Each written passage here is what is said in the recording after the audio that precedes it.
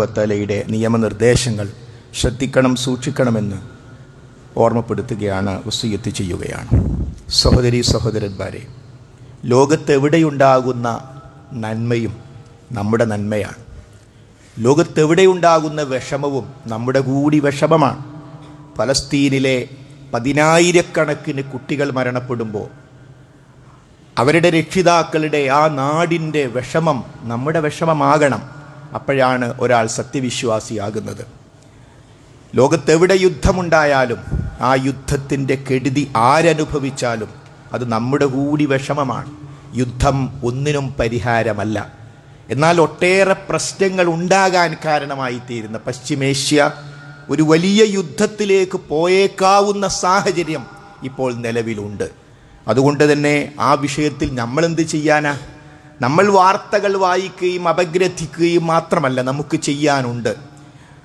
ഈ രാഷ്ട്രത്തലവന്മാരെയും എല്ലാവരെയും സൃഷ്ടിച്ചു പരിപാലിക്കുന്ന റബ്ബ് സുബ്ഹാനഹു വ തആലയോട് പ്രാർത്ഥിക്കുക എന്നത് ലോകത്തൊരു വ്യക്തിക്കെടുക്കാവുന്ന ഏറ്റവും വലിയ ആയുധമാണ്. ഇസ്രായേലും ഇറാനും തമ്മിലുള്ള യുദ്ധം നമുക്കറിയാം. അതൊരിക്കലും നേരിട്ട് ഇസ്ലാമിൻ്റെ വിശ്വാസപരമായ കാര്യങ്ങളുമായി നേരിട്ടതിനെ ബന്ധപ്പെടുത്തുക സാധ്യമല്ല. അതെല്ലാവർക്കും വ്യക്തമാകുന്ന കാര്യമാണ്. എന്നാൽ അതിക്രമം ആര് കാണിച്ചാലും അത് അതിക്രമമായി തന്നെ നമുക്ക് കാണാൻ സാധിക്കേണ്ടതുണ്ട്. എല്ലാവർക്കും അറിയുന്നൊരു വിഷയമാണ്. ഇറാൻ ഒരു ഷീഈ രാഷ്ട്രമാണ്. അവരുടെ ഏറ്റവും പ്രധാനപ്പെട്ട ഉന്നം അവർ തന്നെ എഴുതി വച്ചിട്ടുണ്ട്.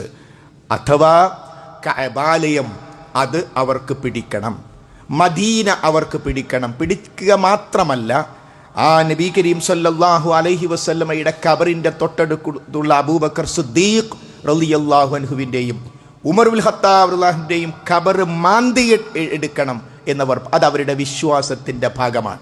അഷ്ഹദു അല്ലാ ഇലാഹ ഇല്ലല്ലാഹ് വ അഷ്ഹദു അന്ന മുഹമ്മദ് റസൂലുള്ളാഹ് വ അഷ്ഹദു അന്ന അലിയൻ വലിയുല്ലാഹ് എന്നാണ് അവരുടെ മിക്ക ബാങ്കുകളിലും ഉള്ളത്. ആദ്യത്തെ 3 ഖലീഫമാർ മുർത്തദ്ദുകളാണ്, മതത്തിൽ നിന്ന് പുറത്താണ് എന്ന് വിശ്വസിച്ചാൽ മാത്രമേ ഒരാൾ ഷീ ആവുകയുള്ളൂ. എന്താ ഇവിടെ ഇത് പറയാൻ കാരണം? നമ്മൾ ഒരു ഇസ്ലാമിക രാഷ്ട്രമായി ഇറാനിനെ കാണാൻ പറ്റുമോ? ഇല്ലേ. ആളുകൾക്ക് ഇഷ്ടമുള്ളത് മാത്രം പറയാനുള്ളതല്ല ഖുതുബ. യാഥാർത്ഥ്യങ്ങൾ ജനങ്ങൾക്ക് പറഞ്ഞു കൊടുക്കേണ്ടതുണ്ട്. അതുകൊണ്ടൊരു രാഷ്ട്രം എന്നുള്ള നിലക്ക് ഇസ്രായേൽ കാണിക്കുന്ന അതിക്രമങ്ങളെ എല്ലാ അർത്ഥത്തിലും അബദ്ധം തുടങ്ങിയത് ഇസ്രായേലാണ്. അതൊരു ഭീകര രാഷ്ട്രമാണ്. ലോകത്തുള്ള ഏറ്റവും വലിയ ഭീകരവാദി ഈ ഇസ്രായേലിൻ്റെ ഭരണാധികാരിയാണ്. അതിനോടൊപ്പം ചേർത്ത് വെക്കാവുന്നത് അമേരിക്കയുടെ ഭരണാധികാരിയാണ്. ഏറ്റവും വലിയ ഭീകരവാദികൾ 2 ക്ലീൻ ഷേവുകാരാണ് ലോകത്തുള്ള ഏറ്റവും വലിയ ഭീകരവാദികൾ. അതെല്ലാം സമ്മതിക്കുമ്പോഴും ഇറാൻ വിപ്ലവം മുമ്പ് നടന്നിരുന്നു. ആ വിപ്ലവം ഉണ്ടാകുമ്പോൾ ആയത്തുള്ള എന്ന പദം എവിടുന്ന് വന്നു? ആ പദം വന്നിരിക്കുന്നത് ഷിർക്കിൻ്റെ അടിസ്ഥാനത്തിൽ നിന്നാണ് അത് വന്നിരിക്കുന്നത്. അതുകൊണ്ട് യുദ്ധങ്ങളുടെ ന്യായാന്യായങ്ങൾ നോക്കി തന്നെയാണ് അത്തരം കാര്യങ്ങളെ കാണേണ്ടത്. ഇതിനേക്കാളൊക്കെ വലിയ ലക്ഷ്യം ആ 2 ബൈത്തുകൾ, 2 ഹറമുകളാണ് ഇറാനിൻ്റെ ഏറ്റവും പ്രധാനപ്പെട്ട ലക്ഷ്യമെന്ന് നമ്മൾ പറയുകയല്ല, അവർ തന്നെ എഴുതുകയും പ്രസംഗിക്കുകയും ചെയ്തത് ധാരാളമായി കിട്ടാൻ സാധിക്കും. അതുകൊണ്ട് ഇത്തരമൊരു സന്ദർഭത്തിൽ എന്തോ ഒരു ഇസ്ലാമിൻ്റെ രക്ഷകരാണ്, ഇസ്ലാമിൻ്റെ അഖീദയെ രക്ഷിക്കുന്നവരാണ്, സ്വന്തം രാജ്യത്തേക്ക് മിസൈൽ വരുന്നത് വരെ ആ ലക്ഷക്കണക്കിന് ആളുകൾ പെടഞ്ഞു മരിച്ചപ്പോൾ ഇറാൻ ഉണ്ടായിരുന്നില്ല എന്നത് നമ്മളിവിടെ ചേർത്ത് വായിക്കണം. അപ്പം അതുകൊണ്ട് തന്നെ മുസ്ലിം രാഷ്ട്രങ്ങളെല്ലാം തന്നെ ഈ പടച്ചവൻ്റെ സഹായം ലഭിക്കാൻ ആവശ്യമായ ഇൻ തൻസുറുല്ലാഹ യൻസുറുക്കും, നിങ്ങൾ അള്ളാഹുവിനെ സഹായിച്ചാൽ അള്ളാഹു നിങ്ങളെ സഹായിക്കും. എന്തിനാ പടച്ചോൻ എന്ത് സഹായം നമ്മളിന് ആവശ്യം?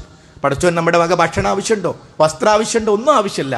പടച്ചോനെ സഹായിക്കുക എന്ന് പറഞ്ഞാൽ അള്ളാഹു നമ്മളെ ഏൽപ്പിച്ച ദൗത്യം നിർവഹിച്ച് നമ്മൾ സ്വർഗത്തിന് വേണ്ടി പണിയെടുക്കുക എന്നാണ് അതിൻ്റെ അർത്ഥം. അതാണ് അള്ളാഹുവിനെ സഹായിക്കുക എന്ന് പറഞ്ഞാൽ അള്ളാഹുവിൻ്റെ കലിമത്ത് ഉന്നതമാക്കുക എന്ന പ്രവർത്തനമാണ്.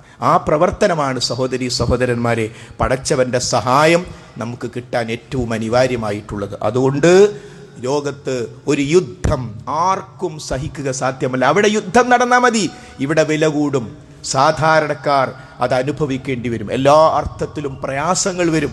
കുറച്ച് കഴിയുമ്പോൾ മക്കയിലേക്കും മദീനയിലേക്കുമുള്ള തീർത്ഥാടനം പോലും, യാത്രകൾ പോലും പ്രയാസം. അത് അവിടല്ലേ യുദ്ധം എന്ന് പറയാൻ പറ്റില്ല. കാരണം വിമാനമാർഗം വ്യത്യസ്ത രാജ്യങ്ങളിലൂടെയാണ്.